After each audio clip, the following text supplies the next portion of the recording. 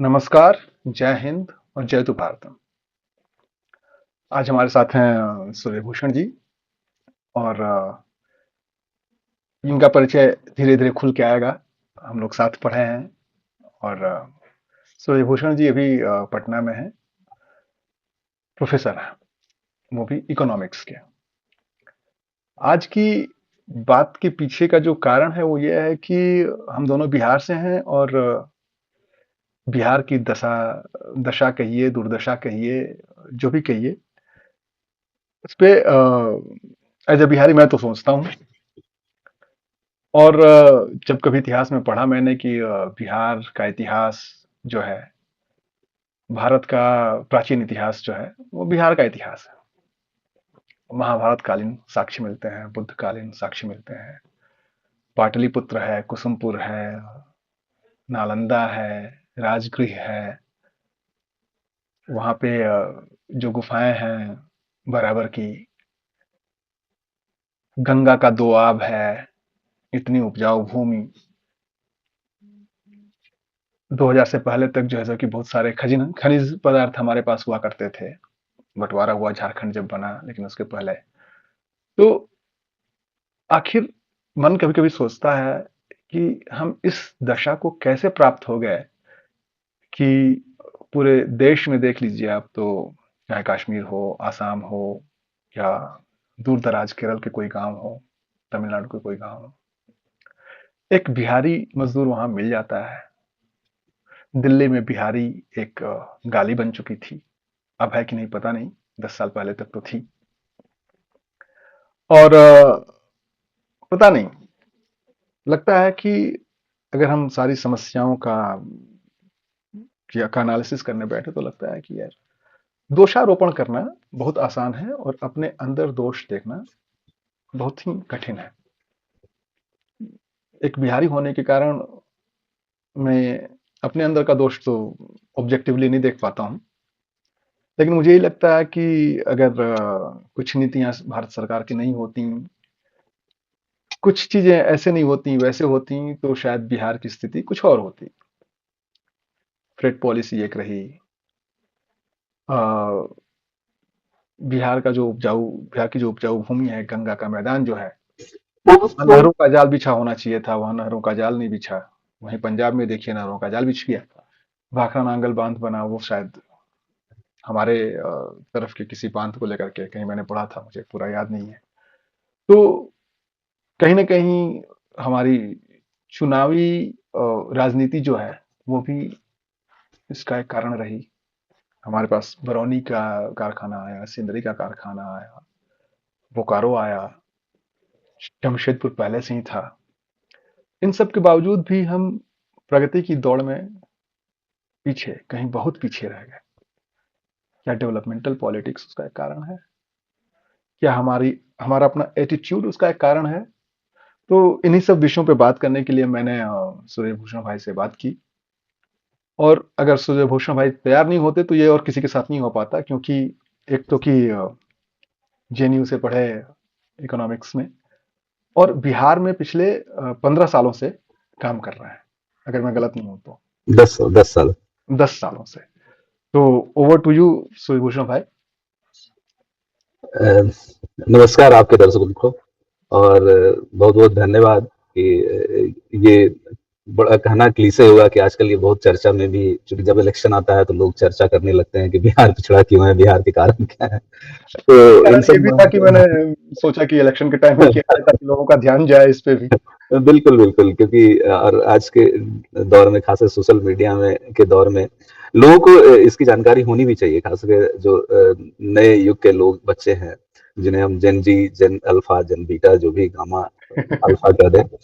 तो क्योंकि ये बिल्कुल पोस्ट मॉडर्निस्ट बच्चे हैं, क्योंकि हमने ये बनाया, मतलब अगर आप देखिए, आप हमारी फैमिली से ही देखिए, हम इन बच्चों को इतना प्रोटेक्ट करके रखे कि इनको बिहार के बारे में क्या, अपनी फैमिली के बाहर, फैमिली के बारे में ही पता नहीं कि आपकी फैमिली का क्या इतिहास है। तो अब आप बार बात की कल्पना कैसे कर सकते हैं? तो ये इतने पोस्ट मॉडर्निस्ट है कि जिनको हिस्ट्री का कोई लेना ना देना, ये प्रेजेंट में जी रहे हैं, तो ये नेचुरली जो है पूरी दुनिया कॉन्टिन्यूम में ही आगे बढ़ी है। पास्ट कैसा था, अचानक से कहीं कुछ ऐसा नहीं कि एस्टेरॉइड टाइप कुछ अटैक हुआ और नहीं व्यवस्था बन जाएगी। तो हर चीज का एक पास्ट होता है, और बिहार का जैसे आपने शुरू में ही कहा कि काफी गौरवशाली रहा है, और आज ये स्थिति ऐसी क्यों हो गई है कि हम अगर आप देखिए तो सारे सोशियो इकोनॉमिक पैरामीटर में जितने भी इंडिकेटर जो आपके डेवलपमेंट इंडिकेटर कर सकते हैं, वो हम लोग compete करते हैं सब अफ्रीकन स्टेट से, सब सहारन कंट्री से। सब सहारन। तो मतलब वो अब ये इससे बड़ी त्रासदी क्या हो सकती है कि आपके यहाँ का माल न्यूट्रिशन सबसे ज्यादा है, आपके यहाँ पॉवर्टी देश में सबसे ज्यादा है, आपके प्रति व्यक्ति आय सबसे कम है पूरे सारे राज्यों को अगर देखिए तो उसमें, उसके बाद भी हम अपने आप को कहते हैं कि नहीं हम तो बहुत आगे हैं, हमको लोग ठीक से समझ नहीं पाए हैं। तो कितने अब आईएएस बिहारी हैं, हाँ, बिहारी हाँ, मैथ्स में फेल हाँ, होता है। हाँ, ये हाँ, ये सब मतलब बड़ी अजीब सी बात है कि जब इतने सब कुछ है कि हम लोग आईएएस कितने हैं हमारे यहाँ से निकलते हैं, आईपीएस, इससे हमारी इंटेलिजेंस का हमारा बखान किया जाता है। तो आप समझ सकते हैं कि इससे बड़ी त्रासदी क्या हो सकती है इस राज्य की। तो अब लेकिन जैसा हम देखना चाहेंगे कि ये बिहार की जो स्थिति है ये कोई नई नहीं है, और ये कोई लास्ट 20 साल की नहीं। अगर 20 साल में थोड़ा बहुत लोग कह रहे हैं कि कुछ बदलाव हुआ है, डेफिनेटली कुछ चेंज हुआ है, लेकिन 20 साल के पहले, 40 साल पहले, 50 साल पहले, 75 साल पहले, आप इंडिपेंडेंस में भी अगर चले जाइए, हम मोटा मोटी अगर देखें तो थोड़ा हम लोग अगर 1947 से बात करें तो थोड़ा बेहतर होगा, क्योंकि थोड़ी ये मतलब ये प्रोग्रेशन जो है ये कहाँ पे हम लोग हम कौन थे क्या हो गए हैं टाइप से ये समझना पड़ेगा। तो जो सबसे पहला जो हमें कह सकते हैं जो कॉलोनियल जो रिजीम था यहाँ पे, उन्होंने जो है वो एक क्या कहते हैं क्रिश्चियनिटी में कार्डिनल सिन को उस टाइप से, ओरिजिनल सिन, उन्होंने एक ऐसा ऐसी व्यवस्था बनाई जो लैंड रिलेटेड थी, जो परमानेंट सेटलमेंट का था, जो 1793 के आसपास में, जहां तक हमें याद है कि उस टाइम में इन्होंने एक परमानेंट सेटलमेंट बनाया था। उसमें बंगाल प्रेसिडेंसी हुआ करती थी, जिसके अंदर बिहार भी हुआ करता था। जी हाँ। और उसमें ये व्यवस्था ये थी कि एक जमींदार होगा, जमींदार के थ्रू वो लोग लैंड रेंट को कंट्रोल करेंगे, लैंड रेवेन्यू को। तो लगान व्यवस्था जिसको लगान लगान व्यवस्था थी वहां पे, रेंट जो था वो लगान व्यवस्था थी महलवाड़ी और रैयतवाड़ी में। जो आपको महलवाड़ी जो था सिस्टम था, जो आपको नॉर्थ वेस्टर्न जो प्रदेश थे खास करके, और आपको जो वेस्टर्न जो इंडिया पार्ट होता था यहाँ पे, और खास करके सदर्न पार्ट में, वहां पे रैयतवाड़ी और महलवाड़ी वाली सिस्टम में थे, जहां पे आपको जो सीधा जो जोतदार है उसको रेंट अदा करना। यहाँ पे क्या था कि रिमोट कंट्रोल से होता था, मतलब एक जमींदार बीच में इंटरमीडियरी आ गया, और वो जो है जमींदार जो है उसको एक फिक्स पैसा पहुंचाना होता था ब्रिटिश गवर्नमेंट को। That is how was the arrangement. अब ये व्यवस्था इतनी लंबी हो गई कि इसमें जो जो जुताई जो करता था उसको लैंड से कोई मोह नहीं रहा, उसकी उसकी जो ओनरशिप थी वो पूरी तरह से खत्म हो गई, क्योंकि आप जब आप कुछ भी करें उसका जो है रेवेन्यू जो है वो जमींदार लेगा, और जमींदार एक पहुंचा देगा उसको। तो जमींदार जमींदार भी देख रहा है कि हमें डायरेक्ट उसकी भी ओनरशिप खत्म हो गई, उसको सिर्फ ये था कि हमारा ये लैंड है, इसके अलावा लैंड से हम क्या निकाल सकते हैं, क्योंकि इंसेंटिव नहीं था कि आप बहुत हाई प्रोडक्टिव जोन में ले जाए, तो आप टेक्नोलॉजी बहुत यूज नहीं कर पाएंगे। इसलिए ब्रिटिशर्स का, जैसे आपने कहा ना कि हम लोग यहाँ कह सकते हैं कि जो दुनिया के सबसे फर्टाइल लैंड में अगर देखें तो गंगा, और इतनी नदियां खासकर नॉर्दर्न बिहार में और साउथ में भी है। तो और जहां पे भी थोड़ा बहुत अगर कनाल सिस्टम आया, कैमूर और सासाराम वाला इलाका जो कैमूर वाले में, तो वहां की प्रोडक्टिविटी सबसे हाई में भी, इसलिए उसको राइस बोल भी कहा जाता है। राइस बोल कहा जाता है। मतलब जो हमारा क्षेत्र है, जिस गांव से मैं आता हूँ, उस छोटे से गांव में लगभग 8-10 हजार की आबादी होगी, और 120 से ज्यादा राइस मिल है। हाँ, तो है ही, वही कह रहा हूँ कि एक सीधा सीधा एग्जाम्पल आप देख सकते हैं कि एक मतलब वहां पे थोड़ा भी अगर एसईओ डेरिवेशन जो है कैनाल सिस्टम के थ्रू किया, तो लोगों ने ये प्रोडक्टिविटी, ये नया कैनाल नहीं बनाया है कि पोस्ट इंडिपेंडेंस नहीं बनाया, ये प्री इंडिपेंडेंस बना, सब प्री इंडिपेंडेंस। हाँ, तो प्री इंडिपेंडेंस में बाकी जगह इतने अछूते हो गए क्योंकि किसी को इंसेंटिव नहीं था कि लैंड जो, चूंकि इतना बड़ा कैनाल सिस्टम क्रिएट करने के लिए आपको पब्लिक इन्वेस्टमेंट की जरूरत होती है, तो ब्रिटिशर्स ने जो वो पब्लिक इन्वेस्टमेंट विड्रॉ कर लिया था, तो इसकी वजह से वो बहुत बड़ा मेजर सेटबैक रहा, एक कह सकते हैं एग्रीकल्चर। तो एग्रीकल्चर की प्रोस्पेरिटी आपकी रही नहीं उस जमाने में। आपको अगर कहीं से भी प्रोस्पेरिटी आती तो वो एग्रीकल्चर से ही आती, और जबकि हमारे यहाँ का लैंड ऐसा, लोग कहते थे कि धान अगर ऐसे भी फेंक दीजिए तो वो उग जाएगा। हमारे यहाँ की जमीन ऐसी हाँ, है ऐसी कि है। बेमन का कुछ भी फेंक दीजिए हाँ, 10 गुना आएगा। इस लेवल का फर्टिलिटी कहीं नहीं था। तो इस वजह से लोगों को सब्सिस्टेंस लेवल पे लोग जिंदा थे, मतलब लोग भूखे नहीं मर रहे थे। लेकिन ये था कि कहीं पे भी कोई उगा के किसी ढंग से लोग गुजर बसर कर रहे थे, जो कि मेजोरिटी ऑफ द प्लेसेज आज भी है। बिहार में लोग कहते हैं गरीबी है, लेकिन भुखमरी नहीं। मुझे नहीं लगता है भुखमरी, जो जैसा जो हम लोग देखते हैं अफ्रीका का कभी इमेज आता है, या कभी उड़ीसा में इमेज उड़ीसा में था, कालाहांडी में।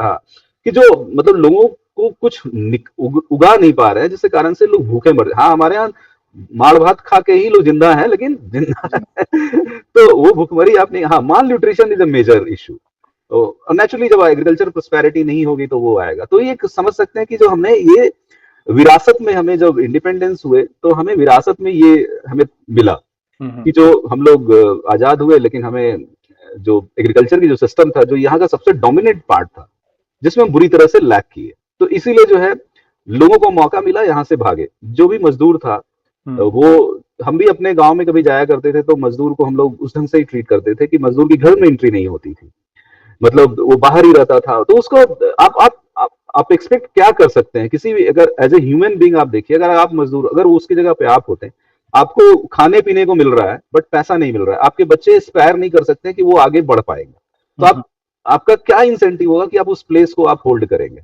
करेक्ट। तो that is how people have started moving out.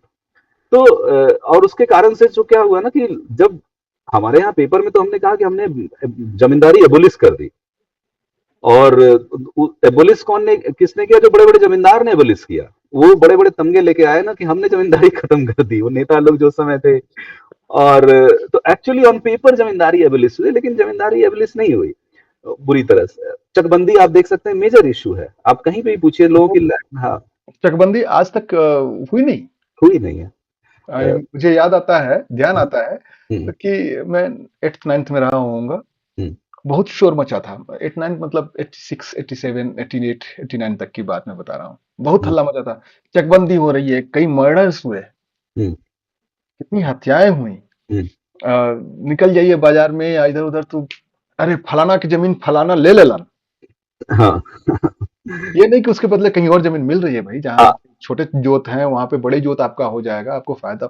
लेकिन नहीं, हमार हुई जमीन बा, हमरा के उहे चाहिए। हाँ। नहीं, आप देख सकते हैं बिहार, आप हम तो गुजरात के गांव में ही गए थे। एक बार फील्ड का सर्वे था, हमारे बच्चे गए हुए थे डेवलपमेंट इमर्सन में, तो उनके साथ हम गुजरात का अगर आप प्लॉट देखिएगा, नॉर्मली गांव का प्लॉट, तो वो आपको स्क्वायर शेप में दिखेगा, स्क्वायर या रेक्टेंगुलर इस तरह का शेप में दिखेगा। आप बिहार का एक लैंड दिखा दीजिए कि जो आपको वो कोई शेप, शेफ ही नहीं है। कोई शेप नहीं, दैट रिफ्लेक्ट्स योर रियलिटी। ये सारे क्या इंडिकेट करता है कि आपका जो लैंड है, लैंड को आप उसको ठीक ढंग से आप जोत ही नहीं पा रहे हैं। मैं इस पे बाद में आऊंगा कि एक बड़ा इंटरेस्टिंग फिनोमेना, अभी मैं रिसेंटली गांव गया तो एक बड़ा मुझे दिखा जो उल्टा, मैं उस पे बाद में चर्चा करूंगा। लेकिन मैं अभी इंडिपेंडेंस पे आ रहा था कि उस समय जो है, जो जमींदारी एबलिश अगर होती तो हमारे यहाँ लैंड होल्डिंग जो होता है, कंसोलिडेशन ऑफ लैंड होल्डिंग हो जाती, जो चकबंदी जो बोलते हैं। तो चकबंदी नहीं हो पाई। अब पेपर पे तो हमने दुनिया को दिखा दिया कि हमने सबसे ज्यादा भूदान में दे दिया, जमीन दे दिया, लेकिन किनको जमीन मिला? अभी भी इतने लैंडलेस जब हैं, तो ये कहाँ से लैंडलेस अचानक से विदेश से तो इंपोर्ट होके तो नहीं आए, यहीं के लोग थे जो लैंडलेस है अभी भी। और जिनको लैंड होल्डिंग भी है, तो लैंड होल्डिंग भी बहुत छोटी है, मतलब आप 95% से ज्यादा लोगों के पास 1 एकड़ से भी कम जमीन आज के डेट में। पॉपुलेशन भी अलग रीजन है, बट आप एक सबसे बड़ा जो मुद्दा जो मुझे लगा कि जो एग्रीकल्चर जो आपका सेटबैक रहा, जहां पे आप बहुत ज्यादा आप कह सकते हैं, जो अगर देखिए ना इसका काउंटर फैक्चुअल, कि अगर हम ये किए होते, मतलब कहने का मतलब हमारे पास कैनाल सिस्टम होता, अगर लैंड होल्डिंग बढ़िया होती, तो हमारे यहाँ जो productivity could have been matched, मतलब पंजाब और हरियाणा हमारे पास स्टैंड नहीं कर पाता, मतलब ये हालत होती। लेकिन हम वहां पे पिछड़ गए। अब ये पिछड़ने के कारण से क्या है कि बिजनेस क्या होता है इसका हमें अंदाजा ही नहीं, हम क्या चीज इनोवेट कर सकते हैं, आप ट्रैप में आ गए, लो लेवल इक्विलिब्रियम ट्रैप में। दूसरा जो फ्रेट पॉलिसी जो हुई, जो कह सकते हैं कि जो जो सबसे बड़ा लोग एग्जाम्पल देते हैं, खास करके इंडिपेंडेंस के टाइम में झारखंड भी हमारे बिहार का ही अंग था। और झारखंड कहा जाता है कि हिंदुस्तान का 75% मिनरल जो है वो झारखंड में मिलता था। मैं खुद ही पला बड़ा हूँ झारखंड में, और मेरा अभी भी मतलब I am deeply rooted in Jharkhand, क्योंकि मेरी पैदाइश है, मैं पला बड़ा हूँ, मैं अभी भी उसी से मतलब मैं अभी भी कहता हूँ कि झारखंड को अर्स्टवाइल बिहार ही बोलता हूँ, तो कभी भी झारखंड नहीं बोलता हूँ। तो वहां पे हम चूंकि माइका बेल्ट में थे, हम्म, तो माइंस का देखा हमने कैसे क्या मिनरल रिच प्रदेश था। लेकिन जो फ्रेट इक्वलाइजेशन पॉलिसी हुई, जिसके कारण से लोग बोलते हैं कि चूंकि इंडस्ट्री जो है सारे कंज्यूमर स्टेट्स में चले गए, जहां से आपको कंजम्पशन ज्यादा था, जहां पे आप बिजनेस को दूर तक फैला सकते थे, आपके पास पोर्ट था, आपके पास सारी सुविधाएं थी एक्सपोर्ट करने के लिए। तो जैसे कहने का मतलब तमिलनाडु हुआ या महाराष्ट्र हुआ या गुजरात हुआ। गुजरात तो बाद में आया, बट ये सारे जोन जो थे, कर्नाटका हुआ, ये सब जगह पे मतलब जो विकास जो हुआ, खास करके जो इंडस्ट्रियलाइजेशन हुआ, उसको बेनिफिट मिला चीप, मतलब चीप लेबर, चीप मिनरल्स तो नहीं कह सकते हैं, हाँ, लेकिन ये कह सकते हैं जो मिनरल को हम लोग यूज कर सकते हैं, वहां पे हम आर्बिट्राज का फायदा नहीं उठा सके, मतलब कि भाई हम तुमको बेच रहे हैं, लेकिन हम्म, हम तुमको एक ही रेट पे दे रहे हैं, हम्म, मतलब हम तुमको मतलब जो कॉस्ट जो है उनको फ्राइट का नहीं लगा, फ्राइट तो लोग, कोई भी इंडस्ट्री वाला क्यों चाहेगा कि हम झारखंड में आके वहां पे नई व्यवस्था लानी पड़ेगी ना। हम्म, फिर भी ऐसा नहीं कि झारखंड में शहर नहीं बने, मतलब झारखंड में जमशेदपुर, रांची, आपको गुवाहाटी, सॉरी धनबाद, बोकारो, हजारीबाग, ये सब शहर जो है शुरू में कोशिश की गई कि जहां पे थोड़ा सा अर्बनाइजेशन हो, जहां पे आप बिजनेस एक्टिविटी को ला पाए। तो हम्म, फ्रेट इक्वलाइजेशन मुझे बहुत स्ट्रॉन्ग रीजन नहीं लगता है, मुझे लगता है कि एग्रीकल्चर के कारण से चूंकि हमारी प्रोस्पेरिटी नहीं थी, तो हम वहां पे भी बार्गेन नहीं कर पाए। अगर वो मान लीजिए फ्रेट इक्वलाइजेशन नहीं भी होता ना, तो हम्म, भी हमें नहीं लगता कि हमारे यहाँ इंडस्ट्री बहुत बढ़िया से चल पाती। और बड़े बड़े इंडस्ट्रियलाइजेशन में क्या होता है कि आपको चाहिए बड़े स्पेशलाइज रिसोर्सेज, तो उस पे और बहुत इंप्लॉयमेंट जनरेशन नहीं होता है वो। तो वो क्या होता है कि आपको जो बाहर के ही लोग आते हैं उसमें, जैसा आज भी है, आप देखिएगा इंडस्ट्रियल हाँ, प्लेसेस में। बरौनी बरौनी में या सिंदरी में साउथ इंडियंस बहुत हैं, पटना में भी कुछ बहुत ज्यादा सब साउथ इंडियंस। तो बोकारो वगैरह पूरा देखिए वही है। हाँ, बोकारो में भी। मैं एक चीज यहाँ पे आपसे बस जस्ट वन पॉइंटर, एक इंटरजेक्शन है कि कहीं मैंने पढ़ा था कि ओवरनाइट एक एग्रीगेरियन सोसाइटी जो है इंडस्ट्रियल सोसाइटी में नहीं बदलती है। नहीं बदलते। Just one exception, Japan. लेकिन जब डॉक्टर राजेंद्र प्रसाद हमारे राष्ट्रपति थे, 2 टर्म रहे राष्ट्रपति, उस दौरान हमें कई कारखाने मिले, बरौनी, बोकारो, सिंदरी, कुछ और भी हुआ होगा, मुझे ध्यान नहीं आ रहा अभी। उसका क्या इम्पैक्ट रहा इस पे? प्रयास तो हुआ इंडस्ट्रियलाइजेशन का। हाँ, हाँ, तो वही तो कह रहा हूँ कि इंडस्ट्रियलाइजेशन जैसे ये सारे बिग इंडस्ट्रियलाइजेशन थे, हैवी इंडस्ट्रियलाइजेशन, जैसे हम्म, रांची में एचईसी बना, हम्म, आपको बोकारो में स्टील सिटी बना। तो इससे जो हैवी इंडस्ट्रियलाइजेशन जब होता है, तो हैवी इंडस्ट्रियलाइजेशन में आपको किस तरह के रिसोर्सेज की जरूरत पड़ती है? ये हाईली कैपिटल हाईली स्किल्ड। हाँ, ये कैपिटल इंटेंसिव होता है, जहां पे पूंजी की लागत ज्यादा होती है। ये लेबर इंटेंसिव नहीं होता है। लेबर इंटेंसिव मतलब आपको बहुत ज्यादा लेबर इंप्लॉयमेंट जनरेट नहीं करेगा, तो बड़े हम्म, हाई हाई स्पेशलाइज लोग होंगे। तो ये आपको नेचुरली जो है, इससे ये दूसरा एक आप इसका दूसरा पहलू देख सकते हैं कि ठीक है, इंडस्ट्रियलाइजेशन से जो हमें इंप्लॉयमेंट जनरेशन नहीं हुआ, बट जो रेवेन्यू जनरेशन होगा, जो हमारी कमाई होगी, वो तो हमारे स्टेट एक्सचेकर में आता, हम्म। और जिसको हम लोग यूज कर सकते थे दूसरे प्रोडक्टिव फर्दर एक्टिविटी। फर्दर हाँ, एक्टिविटीज। हाँ, मतलब हो सकता है हमारे पास इतना पैसा आ जाता कि हम लोग उससे कनाल बनवाते, और अलग अलग जो पब्लिक इन्वेस्टमेंट में जो हम इन्वेस्ट कर पाते, जो हो सकता है कि ये लेकिन चूंकि फेडरल स्ट्रक्चर था, जहां पे ये सेंटर स्टेट का जो रिलेशन होता है कि उसमें आप कुछ सेंटर लिस्ट में होते हैं, कुछ स्टेट लिस्ट में होते हैं, तो उस हिसाब से जो है वो बंटवारा वो देखना पड़ता है कि फाइनेंस कमीशन क्या उसको निर्धारित करता है। ये एक अलग जो है स्टडी का मुद्दा हो सकता है कि अगर वो रेवेन्यू हमारे पास एक्स्ट्रा जनरेट होता तो हम उस रेवेन्यू को क्या क्या कर सकते हैं। हालांकि मुझे वो कुछ नहीं, बस हसीन सपने की तरह लगता है। गरी लाल के हसीन सपने देख। जब जो जो नहीं होता है तो हम उसके बारे में ज्यादा चर्चा करते हैं, हम ऐसा क्यों है इस पे थोड़ा सा मुझे लगता है कि चर्चा ज्यादा जरूरी है। क्योंकि इसके बाद से क्या हुआ कि इंडिपेंडेंस में तो हमने हमें मिला, ये सब भी मिला, तिलैया डैम भी था जहां से मैं आता हूँ, हम्म, तो पहला डैम था वो। बट आज के डेट में देखिए तो वो इतना बिजली भी नहीं उत्पादन करता है कि वो अपने कोलम को सप्लाई कर पाए। तो जबकि 52 का वो पहला डैम था 30 टन डैम जून का, तो ये नहीं कर सकते कि हमारे भाखड़ा नगर उधर बना तो हमारे यहाँ भी डैम बना था, क्लियर डैम, तो वो पावर कॉर्पोरेशन था उसमें हाइड्रो का। दूसरा ये जो मुझे लगता है कि जो पॉलिटिकल जो हुआ, इनफैक्ट पहला हमें भले स्टेबिलिटी मिली जो सीएम का, हम्म। बट जो सेंटर और स्टेट का मुझे नहीं पता डिटेल में कि उसमें कांग्रेस हाई कमान कितना डोमिनेट करता था स्टेट पॉलिटिक्स को, क्योंकि स्टेट में आप किसी को भी बड़ा बना के रखें कंटिन्यूअसली, मान लीजिए 2 टर्म भी रहा, but in 2 terms people wanted to understand कि क्या हमने ग्रोथ देखा, या क्या क्या मतलब इंडस्ट्री के अलावा मूलभूत संरचनाएं जो कहते हैं ना, जो संस्थागत जो इंस्टीट्यूशंस बिल्डिंग जो है, वहां पे कहाँ पे हमारा हम लोग आगे बढ़ पाए। हमें बीआईटी सिदरी भी मिला। अब कहने के लिए देखिए, इंस्टीट्यूट्स जो होते हैं, इंस्टीट्यूट्स के अलग एडवांटेज होते हैं, कॉलेजेस भी हैं, स्कूल्स भी हैं, ये सब भी बहुत बड़ी बड़ी चीजें होती है जो किसी भी सरकार किसी भी राज्य को बेहतर बनाने के लिए जरूरी होता है।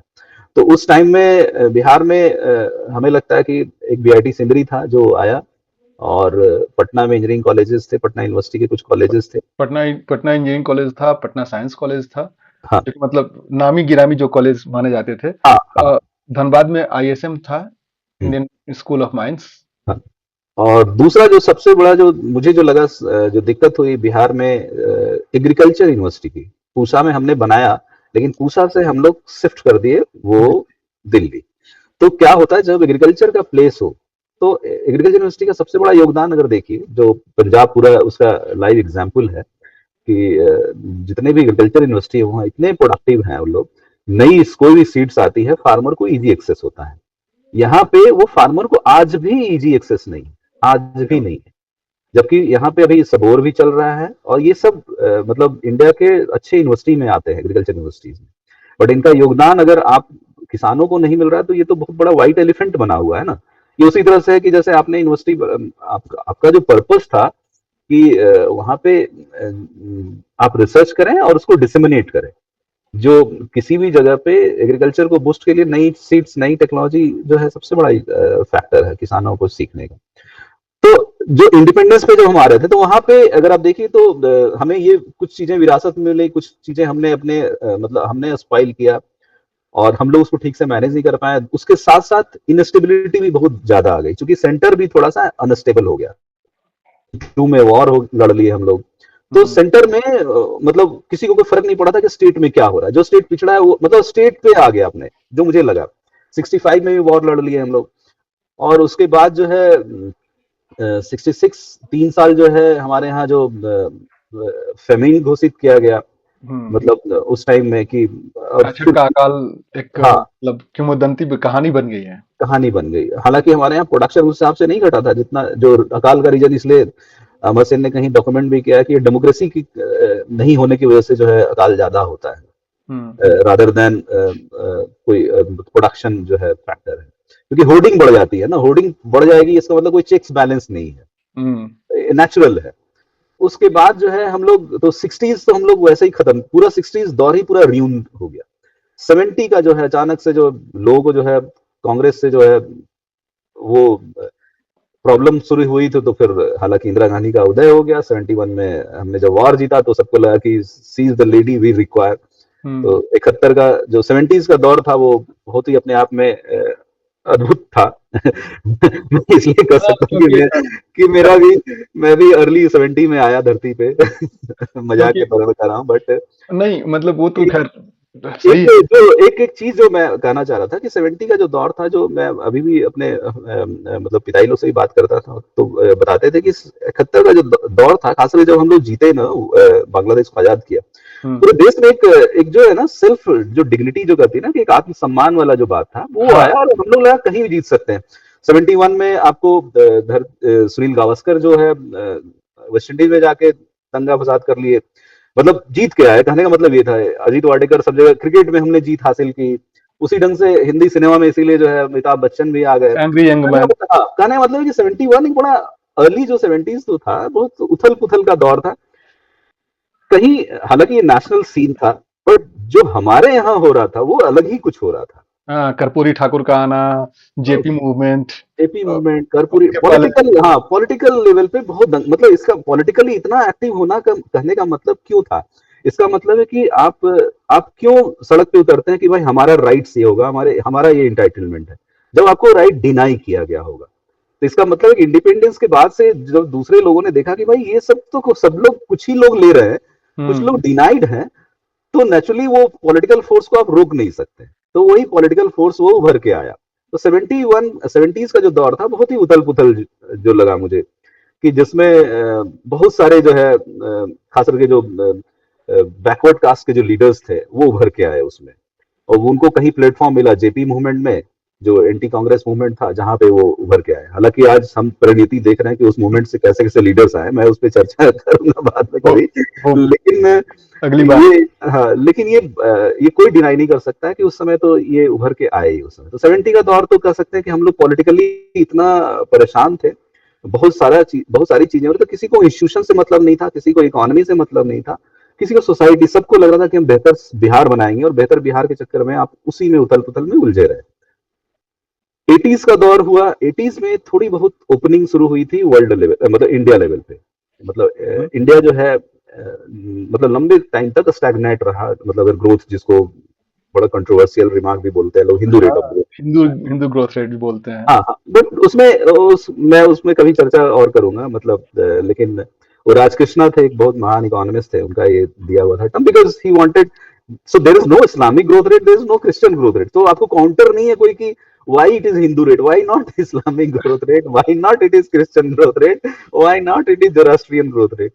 तो खैर वो मुद्दा अलग है। तो कहने का मतलब है कि देश भी जो है बहुत स्लो स्पीड पे ग्रो कर रहा था। तो वैसे टाइम में जो अर्ली 80s का दौर हुआ, जहां पे सरकार ने धीरे धीरे डी लाइसेंसिंग शुरू किया था इनफैक्ट। Okay okay. तो बट बिहार में किसी चीज पे चर्चा नहीं थी, क्योंकि बिहार अलग पॉलिटिकल दौर से लोग अपनी सत्ता बचाने के चक्कर में थे। तो यहाँ इतनी हाई लेवल की इंस्टेबिलिटी थी, पॉलिटिकल इंस्टेबिलिटी थी, कि आपका एक पैर जो है वो दिल्ली में है और एक पैर आपका पटना में है। आप वहां हाई कमान को आप प्लीज करने में लगे हुए हैं, और यहाँ पे आप सोच रहे हैं कि चूंकि 4 ही दिन की सरकार हमको चलानी है, जितनी तो जितना निचोड़ना है निचोड़ लो। निचोड़ लो। तो ये करप्शन जो है वो एक बहुत मेजर फैक्टर उभर के आया, और करप्शन होने के कारण से क्या हुआ ना, कि सोसाइटी में ये घुस गया, हमारे खून में आ गया वो। खून में आ गया। अब आदमी किसी को भी अगर आप देखिए, जैसे मैं आज भी देखता हूं कि मतलब आप सोच सकते हैं कि जो लोग बेटी बेटी के लिए शादी का रिश्ता भी जाते हैं, तो सोचते हैं कि दामाद ऊपर से कितना कमाता है, हाँ, ऊपरी कमाई कितनी है। ऊपरी कमाई कितनी। मतलब आप सोचिए सोसाइटी में ऐसे लोगों को कितने ग्लोरीफाई करते हैं, हम लोग कितने गिर चुके हैं हमारी सोसाइटी। वीडियो है ना तो 2 नंबर का जरूर कुछ कमा रहा होगा, मतलब मैं एग्जांपल दे रहा हूँ, don't take it as a video, as a offence, और सीओ एनी गवर्नमेंट ऑफ, यानी इवन चपरासी भी अगर है तो क्लर्क भी है। चपरासी, हाँ चपरासी भी है, तो हर जानते हैं एक एक आदमी जाता है तो 10 रुपया उसको दे देता है, तो मतलब उसका दिन भर का 500 रुपया एक्स्ट्रा कमा लेता है। तो कभी प्रेमचंद ने कहा था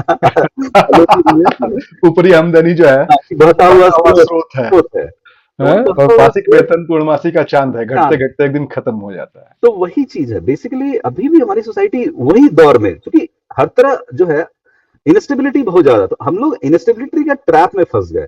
तो हमारी मानसिकता भी वही हो, हमें ये नहीं लगा कि जितना बचाना है बचा लो, निचोड़ना है निचोड़ लो, पता नहीं कल को हमें कुछ मिलेगा नहीं मिलेगा।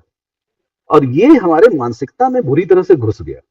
और ये पूरा 80 का दौर जो मुझे लगा कि मैं थोड़ा स्पीड मतलब फास्ट फॉरवर्ड मूव किया हूँ, लेकिन पूरी तरह से जो है, और ये अभी तक जो मैं देख रहा हूँ कि ये कंटिन्यूअसली अभी तक हमारे यहाँ चल ही रहा है, और ये रुका नहीं, बढ़सा ही गया। मतलब 90s का दौर अलग सा रहा।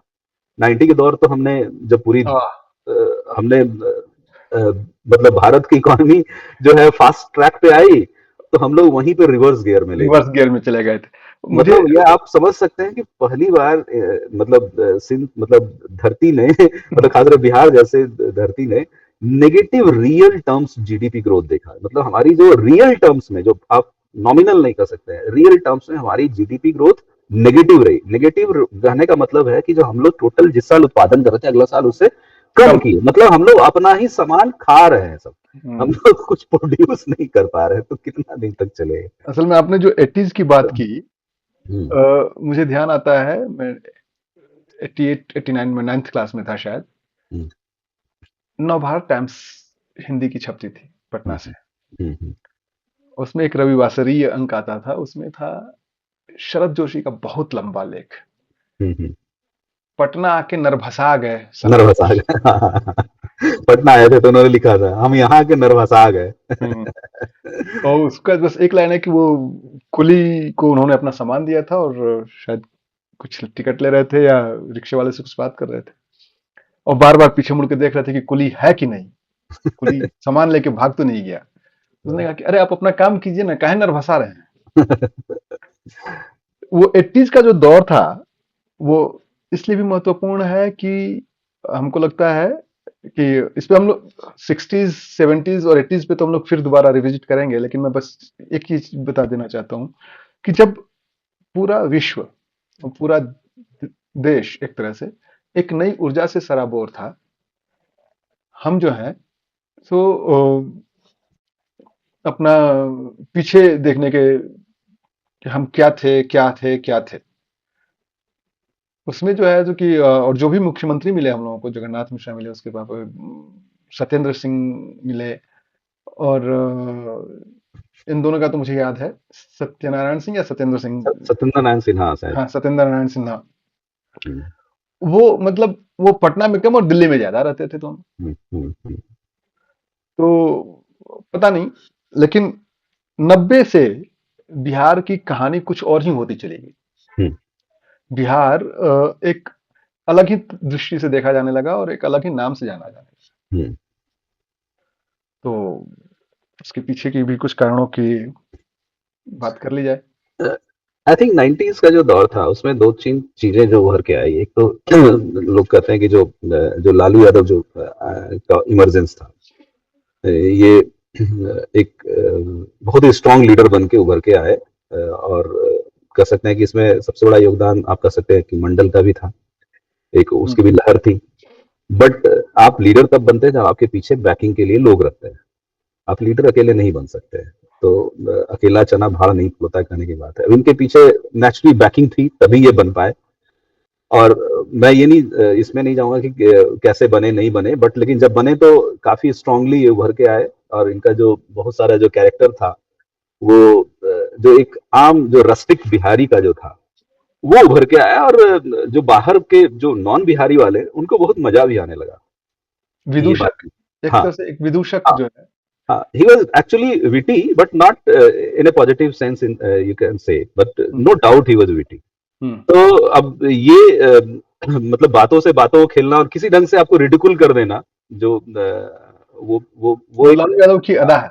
हाँ, वो एक कला है जो कि आप पॉलिटिक्स में आज के डेट में जहाँ पे बाइट्स पे चलती है दुनिया। अभी सही है। हाँ, तो वो आज के बहुत डेट में शायद आजम कुछ दिखा देते हैं, नहीं तो वो उस लेवल पे तो नहीं है, उस लेवल हाँ, पे तो कोई नहीं है। नहीं है, कोई नहीं है। कोई नहीं ये है। बात तो है ही। हम्म, तो अब वो क्या हुआ कि ये खुद जो है इन्होंने जो है जो अपने समय का इसकी स्थिति देखी, इनको लगा कि हम तो बहुत डिप्राइव्ड हुए, हमें बहुत कुछ सताया गया, हमें नहीं कुछ मिला जो मिलना चाहिए था। और ये इनका एग्जाम्पल्स होगा जो भी है, जो उस समय सत्ताधारी होंगे 60s में या 60s में, या जिनको लेके वो आइडल उनको एस्पायर करते हैं, उनको लगता है कि एमुलेट करना कि हमारे पास पैसा हो तो इतना पैसा हो। तो वो एक दौर था जो मतलब कह सकते हैं कि जो आप अब यहाँ पे कुछ बिजनेस अगर ले आते, अगर बिजनेस को बढ़ावा मिलता, तो वो कह सकते हैं कि आप वहां से पैसा भी निकल सकता था, but he has not chosen that way. तो एक इस दौर में जो है, इसलिए जो है लॉ एंड ऑर्डर बहुत बड़ा इशू बना। क्योंकि किसी भी व्यवस्था में आप बिजनेस तभी ऑपरेट कर सकते हैं जब आपके प्रॉपर्टी के जो राइट्स हैं वो आपको प्रोटेक्ट किया। प्रोटेक्टेड रहे। अगर वो प्रोटेक्टेड नहीं होगा तो कोई भी किसी का भी प्राइवेट प्रॉपर्टी अगर प्रोटेक्टेड नहीं है तो आप कभी भी वहां पे बिजनेस नहीं कर सकते हैं। और होता क्या है ना कि एक भी इंसिडेंट अगर हुआ तो it has a huge spill over effect on the other business of activity also. मतलब अगर एक का ही बिजनेस अगर खराब होता है तो दूसरे भी बिजनेस करने से 4 बार सोचते हैं। तो एक पूरा माइंडसेट ऐसा हो गया कि यहाँ पे बिजनेस तो चलेगा ही। दूसरा इन्होंने क्या किया कि जो इंस्टीट्यूशन थे, इंस्टीट्यूशन में इनको लगा कि इंस्टीट्यूशन में बाकी दूसरे लोगों का दबदबा है तो हमारे लोग नहीं। तो इंस्टीट्यूशन में जो है नहीं बहाली जो है उस पर काफी कुछ करने की कोशिश किया, बहुत सारी चीजें हुई। तो ये एक माइंडसेट था जिसके कारण से जो है मतलब कुछ हद तक जो है वो उस पर कामयाब भी रहे, लेकिन उसके कारण से बिहार की स्थिति बहुत बद से बदतर हो गई। मतलब हमारे यहाँ ग्रोथ नेगेटिव हो गई। आप इतने बड़े जो है फॉर्डर स्कीम में फंस गए। और उसके कारण से क्या हुआ कि उसके बाद भी इन्होंने जो है जो पॉलिटिकल इंस्टीट्यूशन था उसमें he has not gone beyond his family. मतलब इन्होंने अपनी वाइफ को बनाया, फिर खुद ही ये एक अलग तरीके से चला बिहार। तो बिहार तो भगवान भरोसे मतलब चलता रहा, कह सकते हैं कि 90s तो पूरा उसी ढंग, इसलिए जो है फ्री फॉर ऑल था। और जो इनके दो, कह सकते हैं कि जो लोग जिनको दो साले थे इनके, जो उन्होंने पूरा मिलके वो साधु चलाया, यादव एंड और सुभाष यादव। सुभाष यादव। हाँ, तो एक किडनैपिंग इंडस्ट्री जो है सबसे बड़ा इंडस्ट्री यहाँ पे कहलाया, बड़े बड़े बिजनेसमैन यहाँ छोड़ के चले गए। और ये आंखों देखी घटना हम लोग की, हम लोग ने बहुत करीब से देखा है ये चीज। ये वो तो हम लोगों ने जिया है। हाँ, मतलब अगर आप अंधेरा हो जाता था तो हम लोग कभी, जैसे हम झुमरी तिलैया में हम लोग रहते थे, वहां से कभी गांव आना होता था, तो अगर अंधेरा हो गया तो बिहार शरीफ में ही कहीं रुक जाओ, न कि गांव जाने की जरूरत है, ये कहा जाता था। और ये अलग सा दौर था, मतलब एक पूरे, मतलब देश, मतलब राज्य जो है दहशत में। जब एक आम आदमी दहशत में है तो आप समझ सकते हैं कि बिजनेसमैन कहाँ से ऑपरेट करेंगे। वही नक्सल भी बहुत चरम सीमा पे इसलिए पहुंच गया क्योंकि इनिक्वलिटी बढ़ गई। तो फ्री फॉर, जिसको जहां मौका मिला दोनों तरफ से हुआ। तो मुझे दो घटनाएं याद आती हैं नक्सल की। तिलोथू स्टेट है ना, तिलोथू महाराज, हम्म, रोहतासगढ़ के किले में उसी दौर में 90-95 के दौर में ही उनके बेटे की हत्या कर दी गई। रोहतासगढ़ के किले में तिलोथू महाराज के बेटे की।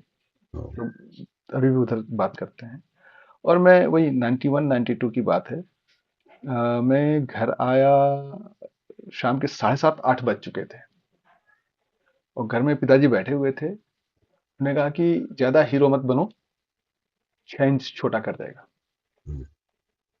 और वो 6 इंच छोटा जो है, वो वो टर्म काफी वाइडली यूज होता था उस समय। बिल्कुल बिल्कुल। सॉरी, मैं नहीं रोक रहा हूँ बीच बीच में। नहीं, ये दौर था भी बहुत दहशत का दौर था, कह सकते हैं। तो दहशत सिर्फ मतलब आपके प्रॉपर्टी राइट्स पे ही नहीं था, आपके इकोनॉमी, सोसाइटी, पॉलिटी, हर जगह दहशत। लोगों को कुछ दिख नहीं रहा था कि इससे कैसे उभर पाएंगे। और इस टाइम में जो है कह सकते हैं कि जातिवाद जो है, आप कह सकते हैं कि जातिवाद ऐसा नहीं था कि नया था। जातिवाद, क्योंकि जब सोसाइटी आपकी कमजोर रहेगी ना, जब आपके पास बिजनेस एक्टिविटीज कम होगा, आपकी इकोनॉमी जब कमजोर होगी ना, तो जातिवाद आप उभर के आता है, क्योंकि वहां पे आपको पेट्रोनेज मिलता है। तो people are incentivise to behave like a casteist. आप एक अपने कास्ट को आप पेट्रोनाइज करेंगे ना, आप जैसे आप बने हेम ऑफ अफेयर्स में आ गए, आप कोई पद होल्ड करने लगे, तो आप अपने कास्ट के लोगों को ही आप प्रमोट करना शुरू करते हैं, क्योंकि आपको अगर कल को वो जाएगा तो कल आपकी जो है का जो एग्जिस्टेंस है वो बरकरार रहता है। और ये हम लोग आजादी से ही देखते आए कि सिंस इंडिपेंडेंस से ही ये हुआ है। मतलब हमारे जो फॉर्मर एक चीफ सेक्रेटरी ने एक बार बताया था, हमारे चेयरमैन भी हुआ करते थे, कि सेक्रेटेरिएट में अगर आपके सेक्रेटरी एक पर्टिकुलर कास्ट के हैं तो उसके जो उससे नीचे वाले उस सेम कास्ट के होंगे, उसका क्लर्क भी वही होगा, उसका ड्राइवर भी वही होगा, उसका चपरासी भी वही होगा, एक लाइन से वही कास्ट होता था। तो लोगों के दिमाग में ये बैठ गया कि अगर आप इस चीज को नहीं पेट्रोनाइज करेंगे तो आप यहाँ पे सरवाइव नहीं कर सकते। तो ऐसा नहीं कर सकते कि लालू ने इसे लाया, लालू के पहले से ही ऑलरेडी ये था, हमारे डीएनए में घुस चुका था ये। तो लालू के टाइम में it has gone to the कह सकते हैं कि एकदम बिल्कुल चरम सीमा पे, हाँ, एक्सट्रीम पे पहुंच गया। और चूंकि ओपनली कई सारे ऐसे बयान जो उन्होंने दिए, तो जिसके कारण से जो है ये जो डिवीजन था जो वो और भी बढ़ता चला गया, न कि घटा। कास्ट लाइन पे, कास्ट लाइन पे तो हर चीजें जो है वो कास्ट लाइन पे स्मूथ गई। मतलब आप किसी का भी प्रोग्रेस भी देख रहे हैं तो उसमें आप कास्ट देख रहे हैं। मतलब ये आज तक भी इतना विद्यमान है कि एक बार मैं अभी कहीं एक वीडियो देख रहा था, किसी एक लेडी से, कोई गांव की महिला से किसी ने पूछा कि माँ जी इस बार तो वोट किस पे दीजिएगा, विकास पे ना दीजिएगा? तो माँ जी बोली हाँ विकास पे देंगे, लेकिन विकास कौन जात है? मतलब तो आप समझ सकते हैं कि ये हमारे यहाँ की त्रासदी है कि आप मुद्दों पे बात नहीं करते हैं, क्योंकि मुद्दा जो है सेंट्रल कभी रहा ही नहीं यहाँ पे। लोग को कभी भुखमरी की आदत नहीं रही ना, लोग सरवाइव तो करते रहे। अब लोग क्या खोजते हैं कि मतलब हमें अगर हमारा अपना कास्ट का है तो हमारा कोई भी प्रॉब्लम फंसता है तो हमारा कास्ट वाला हेल्प कर देगा। तो इसलिए बाहुबली का दौर भी रहा। तो बाहुबलियों को भी फायदा को लोग इसलिए आप इसको देखिएगा कि यहाँ पे अभी भी महिमा मंडन क्यों होता है, इतने बड़े बड़े बाहुबली होते हैं जिनको आप कभी ड्राइंग रूम में बैठाने की कोशिश नहीं कीजिएगा जहां पे आपके घर की माँ बहनें बैठी हैं, लेकिन पीठ पीछे हर लोग चर्चा करते हैं कि उनका से मेरा जान पहचान है।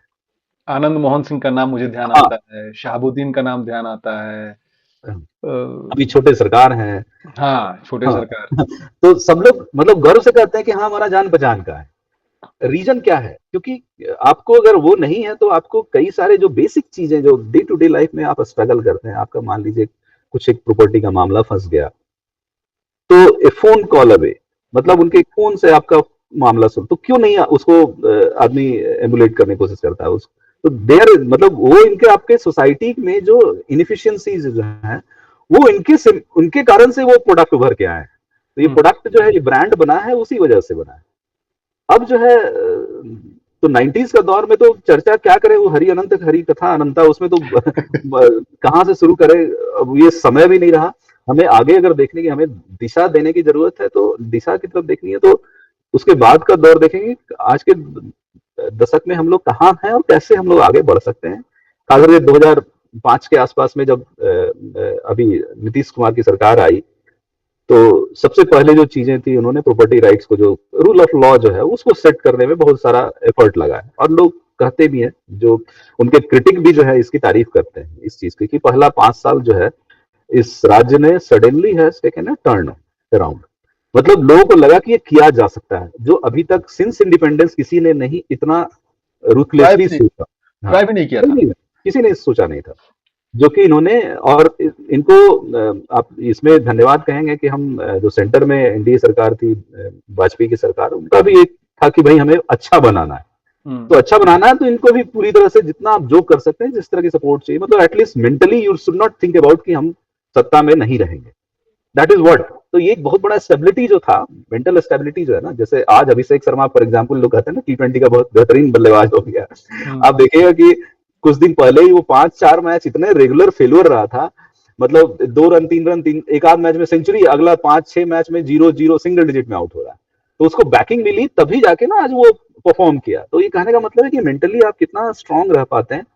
और ये उस समय जो है, जो कम लोग उस चीज को एट्रीब्यूट करते हैं, कि अटल बिहारी वाजपेयी का भी बहुत बड़ा इसमें फैक्टर है, कि जिन्होंने इनको पूरी तरह से समर्थन दिया उस तरह से कि आप जितना बढ़िया से रन कर सकते हैं, जो जिस तरह का, थैंक्स टू हिम ऑल्सो कि has not think of his family.